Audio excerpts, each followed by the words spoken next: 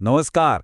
ભારતવર્ષની ભવ્યતા આ શબ્દો પાછળ છે ને એક એવો જબરદસ્ત ઇતિહાસ છુપાયેલો છે જેણે સદીઓ સુધી આખી દુનિયાને પ્રભાવિત કરી છે. તો ચાલો આજે આપણે એ જ શાનદાર ભૂતકાળની સંસ્કૃતિ અને સિદ્ધિઓની સફર પર નીકળીએ. આપણે સૌએ ઘણીવાર સાંભળ્યું છે સોને કી ચિડિયા, પણ ક્યારે વિચાર્યું છે કે આખરે એવું તો શું હતું જેના કારણે પ્રાચીન ભારતને આટલું મોટું બિરુદ મળ્યું? ચાલો આજે સાથે મળીને આ સવાલનો જવાબ શોધીએ. જો કોઈ પણ મહાન સભ્યતાની કહાણી છે ને એ હંમેશા એના પાયેથી શરૂ થાય છે, અને ભારત માટે આ પાયો એની ફળદ્રુપ જમીન અને એના સમાજમાં હતો. ચાલો જોઈએ કે ખેતી અને સામાજિક વ્યવસ્થાએ કેવી રીતે એક ભવ્ય વારસાની ઇમારત ઊભી કરી. આને ખાલી ખેતી ન કહી શકાય, આ તો એક આખી સભ્યતાનું એન્જિન હતું. ઘઉં અને જવ જેવા પાક, હળ જેવા આધુનિક સાધનો અને કૂવા તળાવોમાંથી સિંચાઈની કુશળ વ્યવસ્થા, આ બધાએ મળીને માત્ર લોકોનું પેટ નહોતું ભર્યું, પણ એવી સમૃદ્ધિ પેદા કરી જેના પર ભવિષ્યનું નિર્માણ થવાનું હતું. અને આ જ સમૃદ્ધિમાંથી ખબર છે બે અલગ જ દુનિયાઓ ઊભી થઈ.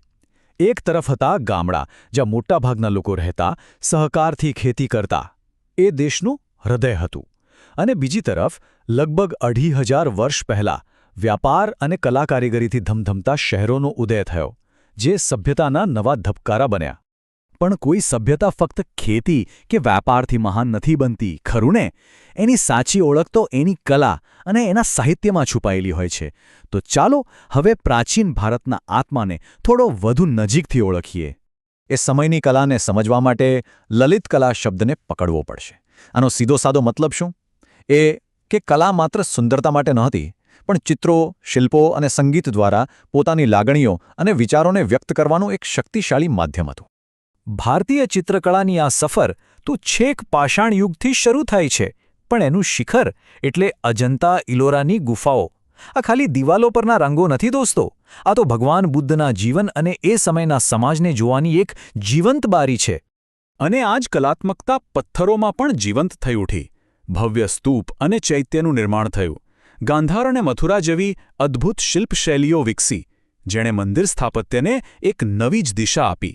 એમ સમજો કે દરેક કોતરણી એક આખી વાર્તા કહી રહી હતી. શબ્દોની દુનિયામાં પણ ભારતનો વૈભવ કંઈ કમ નહોતો. સાહિત્યના મુખ્ય બે પ્રવાહો હતા.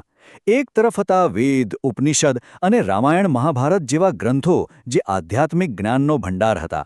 તો બીજી તરફ અર્થશાસ્ત્ર અને મનુસ્મૃતિ જેવા ગ્રંથો હતા જે શાસન અને સમાજને ચલાવવાની રીત સમજાવતા હતા. તો કલા અને સાહિત્ય તો હતા જ, પણ એની સાથે સાથે જ્ઞાન અને વ્યાપારની એક એવી લહેર ચાલી રહી હતી જેણે ભારતને દુનિયાના નકશા પર બરાબર કેન્દ્રમાં લાવી દીધું. જરા કલ્પના કરો એ સમયની. એક એવો યુગ જ્યારે આખી દુનિયામાંથી જ્ઞાનના ભૂખ્યા વિદ્યાર્થીઓ ક્યાં આવતા? ભારતમાં. તક્ષશિલા અને નાલંદા જેવી વિશ્વવિદ્યાલયો માત્ર ઇમારતો નહોતી, એ તો જ્ઞાનની એવી મશાલો હતી જે આખી દુનિયાને રોશન કરી રહી હતી. અને અહીં ભણાવવામાં શું આવતું હતું? ખાલી ધર્મગ્રંથો જ નહીં. ના, અહીં તો વ્યાકરણ, મેડિસિન અને સર્જરી, ગ્રહો અને તારાઓનું વિજ્ઞાન એટલે કે ખગોળશાસ્ત્ર અને જીવનના ઊંડા રહસ્યો સમજાવતું તત્વજ્ઞાન શીખવવામાં આવતું. આ તો હજારો વર્ષો પહેલાંનું આધુનિક હાયર એજ્યુકેશન હતું. જ્ઞાન તો હતું જ, પણ સાથે સાથે સંપત્તિનો પ્રવાહ પણ વહી રહ્યો હતો. રેશમ માર્ગ દ્વારા એક સરળ પણ શક્તિશાળી ચક્ર ચાલતું હતું. ભારતમાંથી મસાલા અને કાપડ જેવી વસ્તુઓ દુનિયાભરમાં જતી અને બદલામાં સોનું અને ચાંદી દેશમાં આવતા. આ જ એ સંપત્તિ હતી જેણે સોને કી ચિડિયાની ઓળખ ઘડી હતી. તો સવાલ એ થાય કે આ બધી સમૃદ્ધિ, આ બધો વૈભવ, એના કોઈ પુરાવા છે? બિલકુલ છે. ચાલો હવે એવા કેટલાક નક્કર પ્રતીકો પર નજર કરીએ જે એ સુવર્ણ યુગની આજે પણ સાક્ષી પૂરે છે.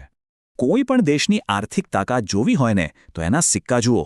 ભારતમાં તો છેક ઈસવીસન પૂર્વે 5મી સદીથી પંચમાર્ક સિક્કા વપરાતા હતા.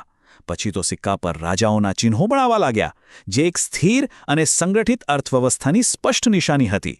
પણ આપણા મનમાં એક સવાલ તો આવે જ કે હજારો વર્ષો પછી આ બધી વાતની આપણને ખબર કઈ રીતે પડી? તો એનો શ્રેય જાય છે મેગસ્થનીઝ, ફાયાન અને હ્યુએનસાંગ જેવા વિદેશી મુસાફરોને. એમણે જે જોયું, જે અનુભવ્યું તે લખ્યું, અને એમની એ નોંધો આજે આપણા માટે ભૂતકાળમાં જોવાની એક ટાઈમ મશીન જેવી છે.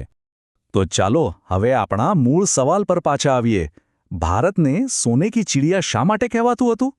કારણ કે તેની પાસે એક સમૃદ્ધ અને વૈવિધ્યસભર સંસ્કૃતિ હતી. એ શિક્ષણ અને કલામાં દુનિયાનું નેતૃત્વ કરતું હતું. એ વૈશ્વિક વેપારનું એક મોટું કેન્દ્ર હતું. અને આ બધાને કારણે એણે વિશ્વમાં એક અનોખું અને સન્માનજનક સ્થાન મેળવ્યું હતું. આ જ હતું એ સુવર્ણપક્ષીનું અસલી રહસ્ય. અને હવે જતા જતા એક સવાલ આપણા સૌ માટે.